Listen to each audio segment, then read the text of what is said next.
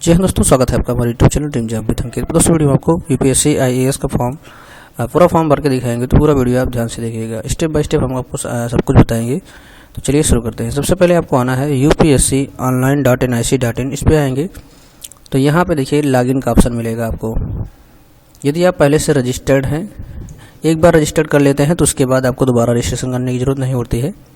तो एक बार आपको यहाँ पे OTR रजिस्ट्रेशन करना होता है। अगर आपने अभी तक रजिस्ट्रेशन नहीं किया है तो आप न्यू रजिस्ट्रेशन पर क्लिक करके और यहाँ पे दिए गए स्टेप को आपको फॉलो करना है। इसके बाद सबमिट करेंगे, आपका रजिस्ट्रेशन कंप्लीट हो जाएगा। कैसे करेंगे इस पर हमने एक वीडियो बनाया हुआ है अलग से, आप उसे देख कर लीजिएगा। बाकी कोई दिक्कत हो तो कमेंट बॉक्स में कमेंट करके पूछ लीजिएगा।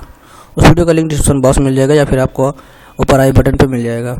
अब दोस्तों यदि आपके पास रजिस्ट्रेशन नंबर पहले से है, यानी आपने OTR कर रखा है, तो आप लॉगिन पे क्लिक करेंगे। अब लॉगिन आप यहाँ पे 3 तरीके से कर सकते हैं। आप email ID, mobile number, OTR ID. अगर आपके पास OTR आईडी है और आप भूल गए हैं तो आप मोबाइल नंबर से लॉगिन कर सकते हैं, या फिर आप OTR आईडी फाइंड भी कर सकते हैं।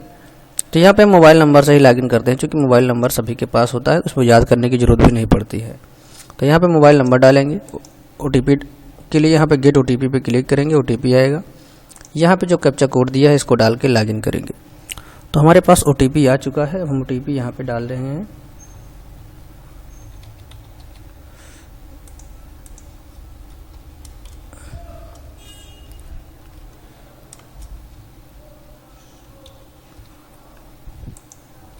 अब दोस्तों देखेंगे कि यहाँ पे हम डैशबोर्ड में अपने लॉगिन हो चुके हैं।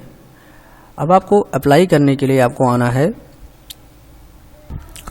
Latest notification. ये दिख रहा है लेटेस्ट नोटिफिकेशन, इस पर क्लिक करना है।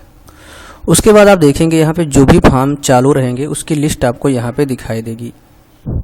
दिख रहा है जैसे कि यहाँ पे 14 फरवरी के डेट से फॉर्म चालू है और लास्ट डेट इसका है 5 मार्च 2024। अभी तक यहाँ पे कुछ भी किया नहीं गया है। तो अप्लाई करने के लिए देखिए, अगर आपको कुछ चेंज करना है अपने OTR में तो यहाँ से आप करेंगे, या नहीं चेंज करना है तो क्लिक हियर टू पार्ट 1 पे आपको क्लिक करना है। तो इस पर हम क्लिक करते हैं। अब यहाँ पे कुछ बेसिक इंस्ट्रक्शन है, इसे आपको पढ़ना है तो पढ़ लीजिए, नहीं पढ़ना है तो कोई दिक्कत नहीं है, सीधे आप यस पे क्लिक करिएगा। तो यहाँ पे हम यस पे क्लिक करते हैं। अब हमारे पास यहाँ पे एग्जामिनेशन एप्लीकेशन डिटेल का ऑप्शन आ रहा है, जो कि OTR के अन्य चीज़ें यहाँ पे मांगी जा रही है। तो यहाँ पे नेशनलिटी में इंडियन है, मैरिटल में यहाँ पे हम अनमैरिड करते हैं, शादी हुई होगी तो आप मैरिड करेंगे। फिर यहाँ पे कैटेगरी में है PWD, अगर फिजिकल हैंडीकैप्ड है तो यस करेंगे, नहीं नो करेंगे। फिर यहाँ पे कम्युनिटी आती है। यदि आप OBC SC ST से बिलोंग करते हैं तो आपको यहाँ पे मेंशन करना होता है। तो यहाँ पे हम OBC करेंगे। OBC करेंगे तो यहाँ पे do you belong to creamy layer, तो आपको क्रीमी लेयर के यहाँ पे डिटेल भरना पड़ेगा। तो हम यहाँ पे करेंगे, क्रीमी लेयर से हम बिलोंग नहीं करते हैं तो नो करेंगे। जब नो करते हैं तो यहाँ पे OBC का सर्टिफिकेट मांगा जाता है। देख सकते हैं यहाँ पे कब का मांगा गया है, 1 अप्रैल 2023 के बाद का, यानी 1 अप्रैल 2023 के बाद का यहाँ पे आपको जाति प्रमाण पत्र का डिटेल भरना है। उसके बाद यहाँ पे आप भरेंगे सर्टिफिकेट नंबर। फिर यहाँ पे इसको कौन जारी किया हुआ है वो यहाँ पे डालना है, और यहाँ पे इशूइंग अथॉरिटी स्टेट, कौन सा राज्य इसे जारी किया है, जैसे कि हमारे केस में उत्तर प्रदेश है। और फिर यहाँ नीचे आपको डालना है कि किस तारीख को ये जारी किया गया है, वो यहाँ पे हम मेंशन करेंगे। इतना डिटेल भरने के बाद फिर यहाँ पे एजुकेशन क्वालिफिकेशन का नंबर आता है। एजुकेशन में यहाँ पे आपको सेलेक्ट करना है पास या अपीयरिंग। आप ग्रेजुएशन कंप्लीट हो चुका है तो ऑलरेडी पास वाले पे क्लिक करेंगे, फाइनल ईयर में है तो यहाँ पे अपीयर्ड वाले में करेंगे। तो ऑलरेडी हम पास पे क्लिक करते हैं। फिर यहाँ पे ग्रेजुएशन में कौन सी सब्जेक्ट से आपने पढ़ाई की है वो आपको यहाँ पे डालना है। अब यहाँ पे सिंगल सब्जेक्ट को सेलेक्ट कर सकते हैं जो आपके ग्रेजुएशन में रहा हो। जैसे कि मेरे केस में इकोनॉमिक्स है, हिस्ट्री है, तो मैं यहाँ से कोई भी एक चूज कर लेता हूँ। चलिए मैं हिस्ट्री डाल देता हूँ। उसके बाद पूछ रहा है आप किस परीक्षा के लिए सम्मिलित होना चाहते हैं, तो यहाँ पे ऑटोमेटिक एक ही आएगा। उसके बाद यहाँ पे आपको एड्रेस लाइन 1 अपना विलेज पोस्ट, या फिर आप शहर के हैं तो अपने हिसाब से यहाँ पे एड्रेस फिल करेंगे। 2 लाइन यहाँ पे कंपलसरी है, तीसरी लाइन आप छोड़ सकते हैं। उसके बाद यहाँ से राज्य चूज करेंगे, यहाँ से डिस्ट्रिक्ट चूज करेंगे, पिन कोड डालेंगे। उसके बाद कंटिन्यू पे क्लिक करेंगे। अब दोस्तों अगले स्टेप पे आएंगे तो यहाँ पे क्लेमिंग एज रिलैक्सेशन, यदि आप आयु में छूट का दावा करना चाहते हैं तो यस करेंगे, नहीं तो नो कर देंगे, और फिर कंटिन्यू पे क्लिक करेंगे। अब अगला स्टेप आता है यहाँ पे फ़ोटो के लिए, फ़ोटो आईडी पहचान पत्र। तो यहाँ पे हम चूज करेंगे आधार कार्ड, आप ड्राइविंग लाइसेंस या पैन कार्ड भी चूज कर सकते हैं। अब यहाँ पे हमें कंसेंट प्रोवाइड कराना है आधार नंबर के लिए, यहाँ पे यस करेंगे। फिर यहाँ पे आधार कार्ड नंबर आपको डालना है 2 बार। अब दोस्तों यहाँ पे आपको PDF लोड करनी है अपने आईडी प्रूफ की, और PDF के लिए यहाँ पे इंस्ट्रक्शन दिया गया है कि ये 300 KB से ज़्यादा की नहीं होनी चाहिए और 20 KB से कम की नहीं होनी चाहिए। तो चलिए इसे हम कट कर देते हैं। अब दोस्तों आधार कार्ड अपलोड करने के लिए यहाँ पे हमने आधार कार्ड की फ़ोटो खींच के रख ली है। अब आपको फ्रंट और बैक खींच के रख लेना है। अब दोनों को हम यहाँ पे ज्वाइन करेंगे। अब दोनों को ज्वाइन करने के लिए उसका PDF बनाने के लिए हम आएंगे ilovepdf.com, इस वेबसाइट पे आएंगे ilovepdf.com। देख सकते हैं यहाँ पे हम आएंगे ऑल PDF टूल पे, यहाँ पे मिलेगा हमको JPG टू PDF।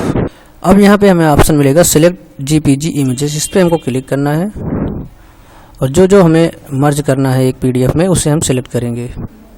अब यहाँ पे हम सिलेक्ट करेंगे इन दोनों को, तो कंट्रोल बटन दबा के या मोबाइल से करेंगे तो जैसे भी आपको टच करके कर लेना है। तो ओपन पे हम क्लिक करेंगे। अब दोस्तों यहाँ पे हमने देख सकते हैं इसे लैंडस्केप मोड में किया हुआ है। अब यहाँ पे मार्जिन थोड़ा बहुत रखना चाहे तो छोटी रख सकते हैं। उसके बाद क्या करेंगे, नीचे आपको एक ऑप्शन मिलेगा कन्वर्ट टू PDF, इस पर आपको क्लिक करना है। अभी PDF अपने आप डाउनलोड हो जाएगी, अगर नहीं होती तो आप डाउनलोड पे क्लिक करेंगे, डाउनलोड हो जाएगी। देख सकते हैं यहाँ पे 67 KB में PDF डाउनलोड हो गई है।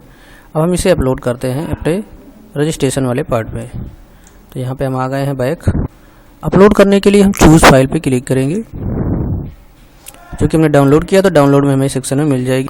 अब यहाँ पे नीचे आएंगे तो आपको स्नातक का स्तर का अपना परसेंटेज इंगित करना है, जितने नंबर आप ग्रेजुएशन में होंगे डालेंगे। और ऊपर देखिए हमारी दिखा रहा है file has been successfully uploaded. अब यहाँ पे हम परसेंटेज यहाँ पे डालेंगे।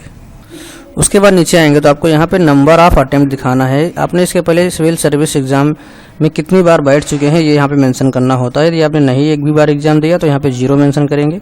अगर आपने एक से अधिक बार दिया हुआ है तो यहाँ पे आप 1 2 3 करके वो नंबर इंटर करेंगे। उसके बाद यहाँ पे परीक्षा केंद्र का नाम आपको सेलेक्ट करना है, कौन सा परीक्षा केंद्र आप चाहते हैं। फिर यहाँ पे आपको पेपर 1 से लेकर के 5 तक के लिए भाषा का माध्यम चूज करना है, तो हमारा हिंदी रहेगा। फिर ऑप्शनल सब्जेक्ट 6ठे और 7वें पेपर के लिए वैकल्पिक विषय आपको यहाँ पे चूज करना है।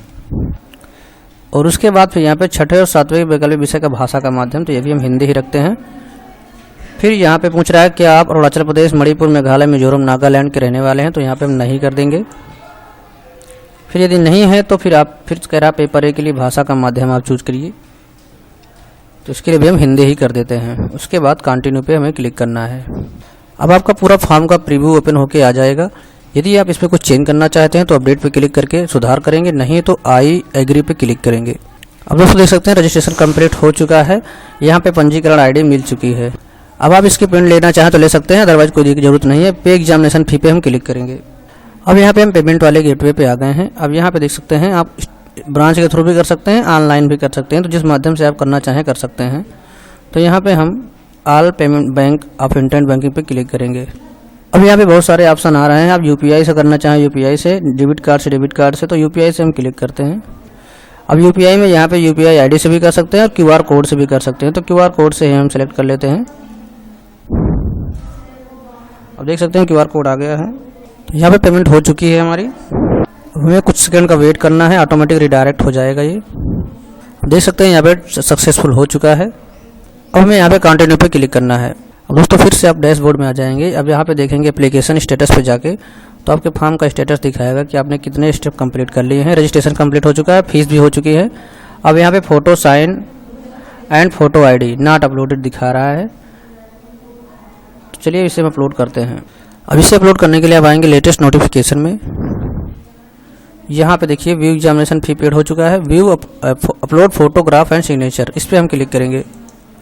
दोस्तों यहाँ पे इस बार कुछ चेंजेस किया गया है। आप देख सकते हैं यहाँ पे फोटोग्राफ वाइट बैकग्राउंड में होना चाहिए और साथ साथ यहाँ पे देखिए 10 दिन से पुराना नहीं होना चाहिए। फोटो के नीचे उम्मीदवार का नाम और फोटो की तारीख उल्लेख होनी चाहिए।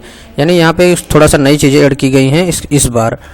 तो अब इसको कैसे रिसाइज करेंगे, किस तरह से फ़ोटो बनाएंगे, इस पर हम नया वीडियो बनाएंगे, सेपरेट वीडियो जिसमें हम डिस्कस करेंगे, नहीं तो यहाँ पे जो है वीडियो काफ़ी लंबा हो जाएगा। तो यहाँ तक का स्टेप आप कर लीजिए, इसके आगे का जो है स्टेप हम नेक्स्ट वीडियो में देखेंगे। जानकारी अच्छी लगी तो लाइक कीजिए, चैनल पर नए हैं सब्सक्राइब नहीं किया तो कर लीजिए, और कुछ पूछना तो कमेंट बॉक्स में कमेंट करके पूछ लीजिएगा। फोटो साइन कैसे अपलोड करेंगे, इसके आगे पूरा फॉर्म कैसे कंप्लीट करेंगे हम नेक्स्ट वीडियो में देखेंगे। तो मिलते हैं हम नेक्स्ट वीडियो में, तब तक के लिए बाय।